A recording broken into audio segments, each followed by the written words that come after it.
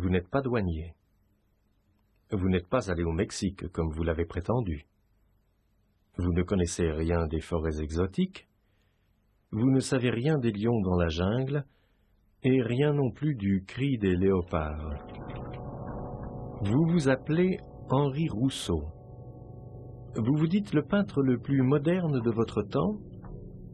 À Picasso, vous affirmez « Vous et moi sommes les plus grands peintres vivants.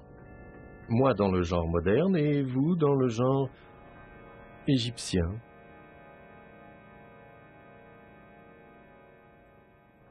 Parfois vous êtes pris de tristesse quand revient le souvenir de Clémence, votre premier amour.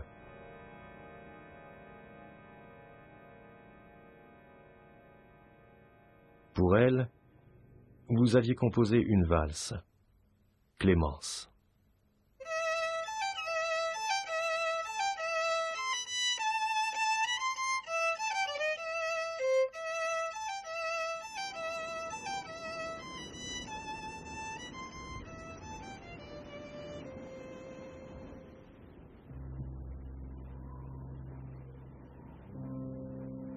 Comme sous les projecteurs d'une lumière de scène. Sous la lune, un spectacle ou simplement un jeu de pantin?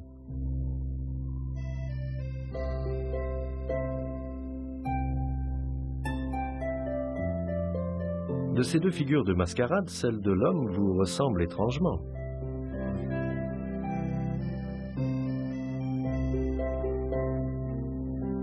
Le tableau date de 1886. Vous avez 42 ans quand vous peignez cette scène que vous intitulez « Un soir de carnaval ».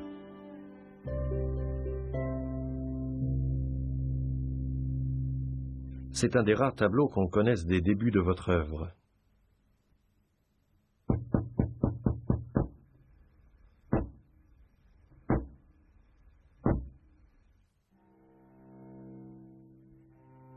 Henri Rousseau.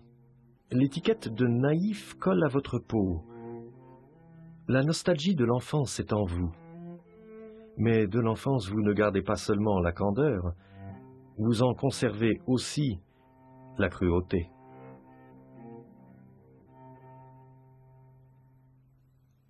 Dans vos tableaux qui représentent des enfants, le visage est grave, inquiet, accusateur. L'enfant est plaqué sur un monde auquel il ne semble pas appartenir.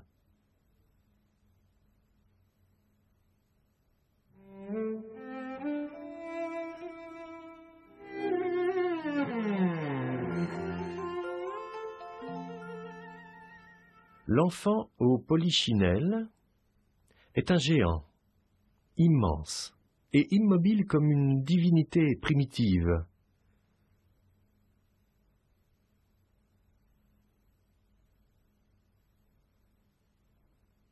La marionnette que ce dieu de l'enfance tient au bout du fil est à votre image. Vieil homme dominé, manipulé par son enfance. Mais où est donc le manipulateur? N'est-ce pas vous, Henri Rousseau, celui qui manie le pinceau?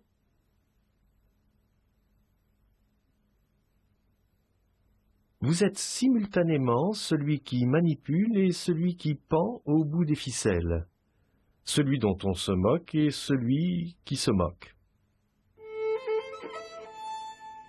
Vos tableaux rejettent les règles de la perspective classique. Ils s'inspirent parfois des miniatures du Moyen Âge. Vous suivez votre vision intérieure avec obstination et un sens minutieux du détail.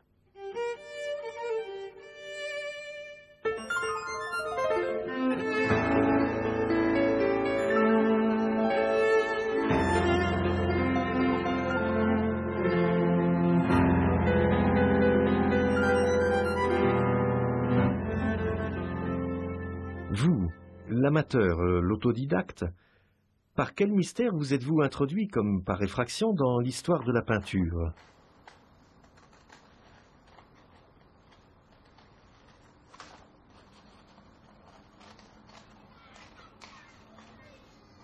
Vous naissez à Laval, dans la Mayenne. Sur cette photo, vous êtes près de votre grand-père. Vous avez 4 ans. À Laval, depuis plusieurs générations, les Rousseau sont de petits commerçants. Votre père ne manque pas d'ambition. Il veut s'imposer dans sa ville. Il s'endette pour acheter l'imposante demeure de la porte Beucheresse, votre maison natale. Bientôt, la famille Rousseau est au bord de la ruine. Rouge, bleu, vert, sous ton œil sévère, toutes ces couleurs me donnent mal au cœur. Belle jaune, noire, je fais mes devoirs. Gris, kaki, marron, j'apprends mes leçons. Enfant, vous aimez la musique et le dessin. Rêveur, vous êtes un élève médiocre et vous ne poursuivez pas vos études.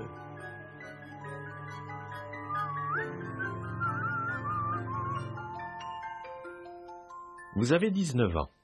Vous travaillez chez un avoué et là, vous dérobez une maigre somme d'argent et quelques timbres. Petite escroquerie, aussitôt découverte. Pour éviter le bagne, vous vous engagez comme militaire, mais vous ne partez pas en guerre. Votre fiche signalétique mentionne taille 1,65 m, visage ovale, yeux noirs, nez moyen, menton rond, oreille gauche coupée.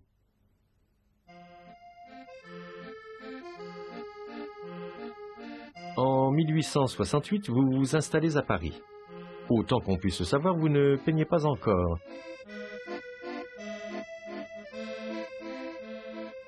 C'est à Paris que vous rencontrez Clémence, dont vous tombez éperdument amoureux. À 24 ans, vous l'épousez et de vos 7 enfants, 2 seulement survivront. Parmi ces 2 enfants, un garçon mourra à l'âge de 18 ans.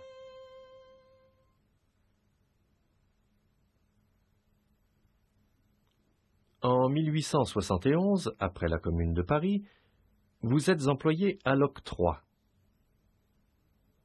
Les octrois se trouvent sur les quais de la Seine ou aux portes de Paris. On y perçoit des taxes sur les marchandises qui entrent ou sortent de la capitale. C'est pendant que vous travaillez à l'octroi que vous vous mettez à peindre.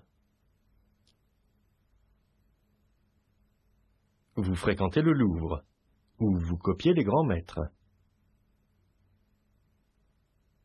Le Gilles de Watteau se glissera comme un fantôme dans vos toiles.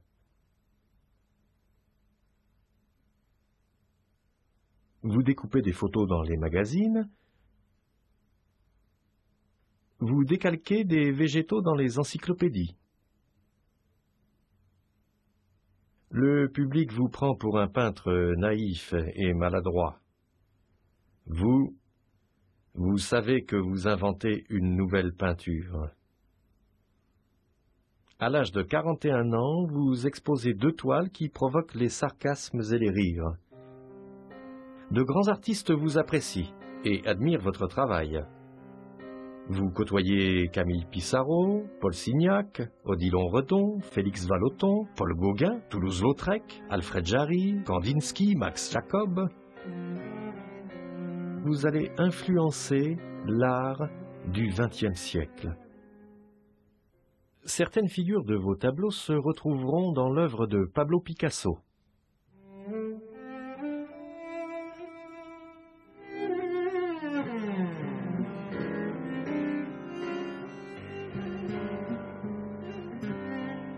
Picasso achète quelques-unes de vos toiles.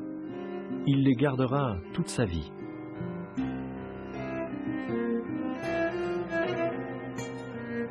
Dans son atelier, le Bateau Lavoir, Picasso organise un banquet en votre honneur. Au milieu de la fête, vous êtes une attraction dont on plaisante et, en même temps, on vous admire.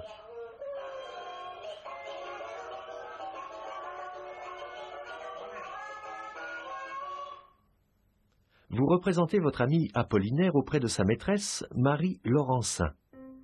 Vous composez avec précision le décor végétal avant de peindre les personnages.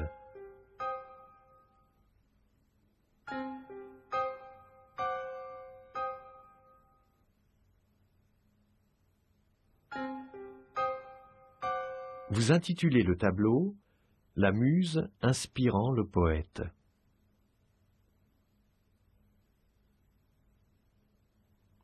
Apollinaire inventera votre légende, celle du douanier, que vous n'avez jamais été, et celle du voyageur vers les pays exotiques que vous n'avez jamais connus.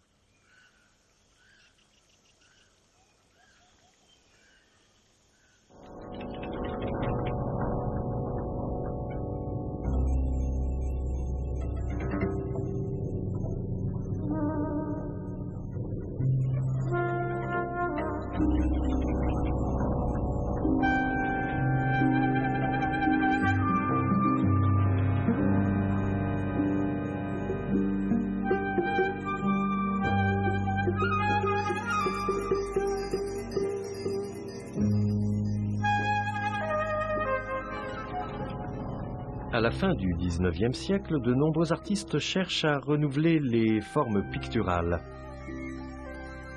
Paul Gauguin, d'abord en Bretagne puis en Polynésie, veut retrouver les sources de l'art primitif. Vous, ce n'est pas sous les tropiques que vous puisez l'inspiration. C'est tout simplement à Paris, dans les serres du Jardin des Plantes.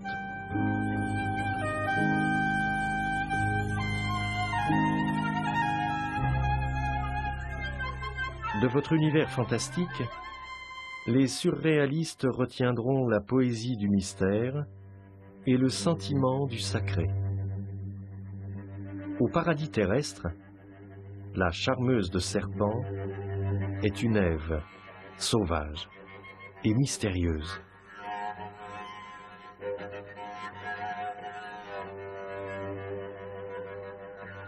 Nous sommes dans ce tableau entre la quiétude et l'inquiétude.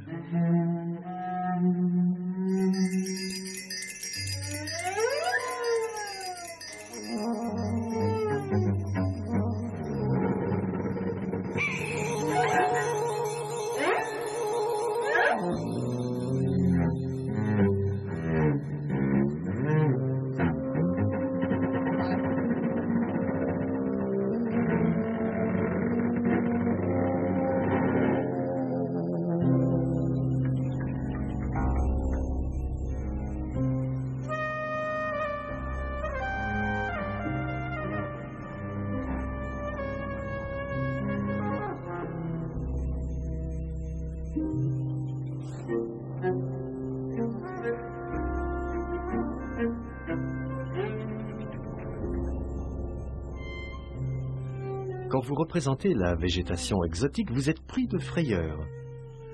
Vous avez même dit, un jour que je peignais un sujet fantastique, j'ai dû ouvrir la fenêtre, car la peur me prenait.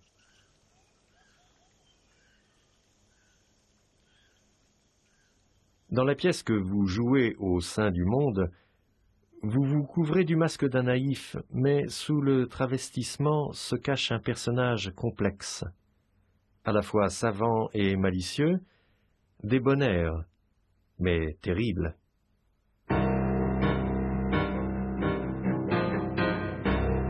Votre tableau, La guerre, se déploie comme une tapisserie. On pense à Uccello, à Goya, et plus tard au Guernica de Picasso.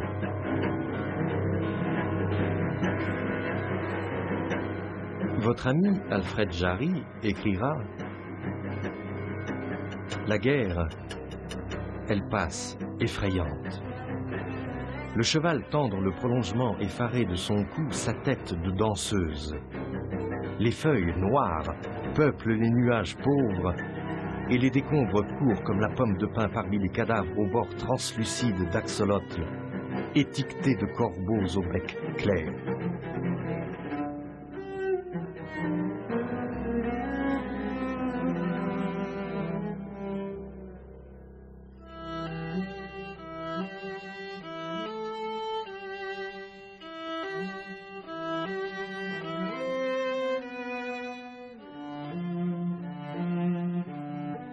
En 1888, votre femme, Clémence, meurt de la tuberculose.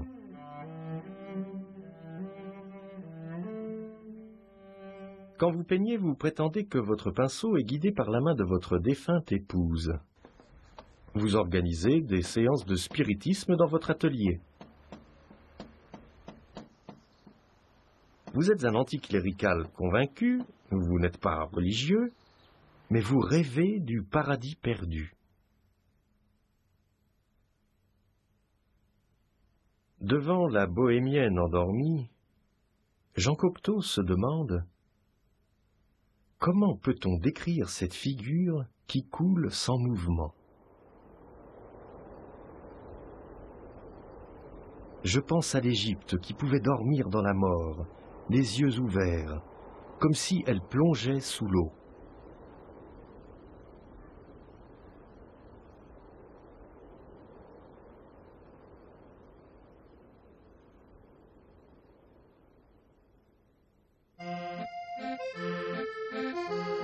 À Paris, vous exposez au Salon presque chaque année, comme tous les peintres qui veulent se faire connaître. Vous jouez du violon. Vous donnez des cours de musique, de dessin, de peinture. À l'âge de 49 ans, vous quittez l'octroi pour vous consacrer entièrement à la peinture. Vous n'êtes plus un peintre du dimanche. Vous vendez certaines de vos toiles à bas prix, il est vrai. Dans le quartier populaire où vous habitez, vous êtes un homme généreux, solidaire des petites gens qui, comme vous, ont la vie dure.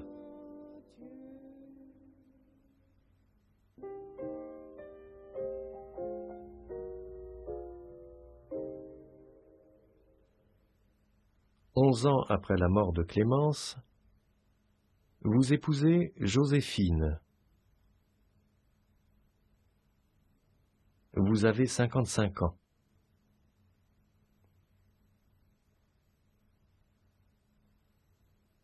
Après 4 ans de mariage, Joséphine meurt.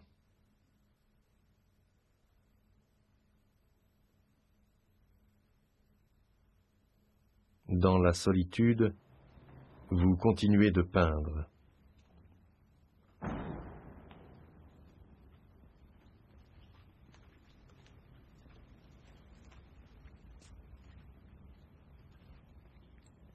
Dans votre atelier du 2 bis rue Perelle, à Paris, vous donnez des soirées musicales. On y rencontre Apollinaire, Max Jacob, Braque, Marie Laurencin, Robert Delaunay et sa femme Sonia.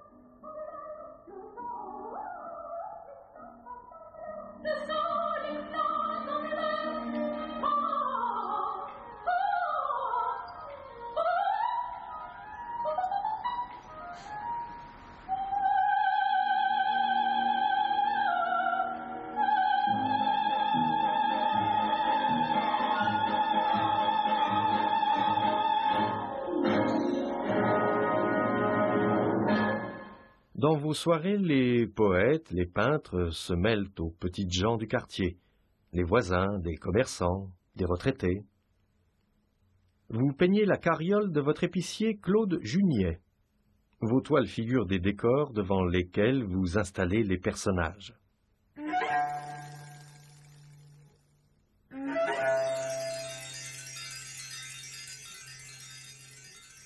Plus que le naïf auquel on vous assimile, vous êtes un primitif. Vous allez droit à l'essentiel. Dans vos portraits de femmes, la construction est nette. Le dessin est précis. La silhouette inscrite dans le décor est disproportionnée.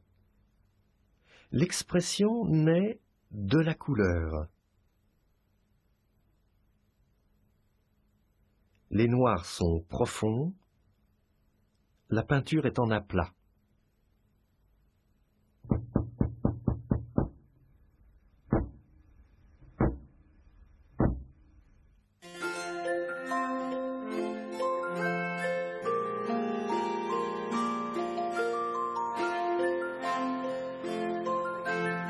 Vous écrivez 3 pièces de théâtre. Elles sont refusées. Quelle déception! Vous voulez croire en un monde meilleur. Alors, séduit par les idées de la franc-maçonnerie, vous rêvez de liberté, de progrès et de fraternité. Vous peignez comme une devise les mots « paix, travail, fraternité, liberté ».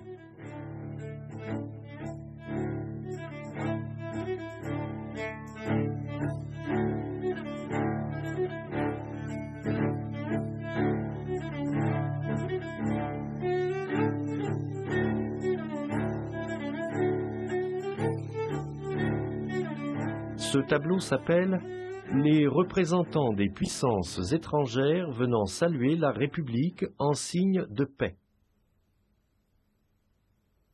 Vous êtes un républicain convaincu. Vous désirez un monde sans entrave où chacun puisse vivre pleinement sa vocation.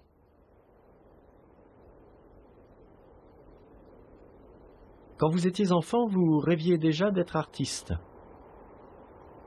Souvent, on vous entend dire « Si mes parents avaient reconnu mon don pour la peinture, je serais aujourd'hui le plus grand et le plus riche peintre de France. »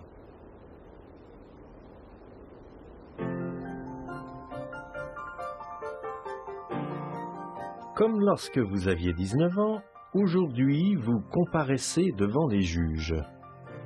Vous avez 65 ans. Vous êtes accusé de complicité dans une affaire de faux en écriture. Vous plaidez la naïveté. Et vous n'êtes pas condamné.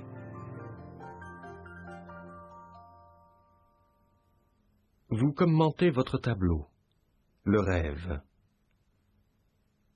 Jadwiga, dans un beau rêve, s'était endormi doucement, entendant les sons d'une musette, d'un charmeur bien pensant. Pendant que la lune reflète sur les fleurs les arbres verdoyants, les fauves et autres animaux prêtent l'oreille au son gai de l'instrument.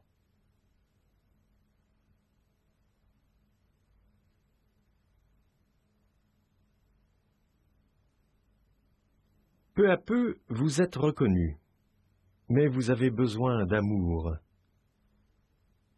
Vous êtes âgé quand vous tombez amoureux de Léonie. Vous couchez dans l'escalier de votre belle pour être près d'elle. Vous la couvrez de cadeaux et vous vous endettez.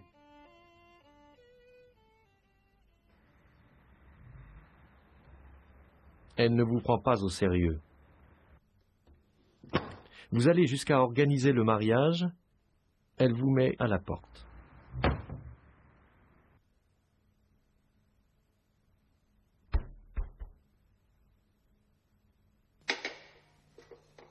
En 1910, vous êtes désespéré. Vous avez reçu un coup sur la jambe, vous souffrez. Vous ne vous soignez pas. Votre état s'aggrave, vous êtes conduit à l'hôpital. Le peintre Robert Delaunay écrira « Rousseau était déjà tout près de la mort. L'idée me vint que la seule femme qu'il aimait pourrait lui être la meilleure chose dans son affreuse lutte. Je la suppliai de venir le lendemain, dimanche, à son lit d'hôpital, où il agonisait. Je lui arrachai la promesse de sa visite. Elle ne vint pas.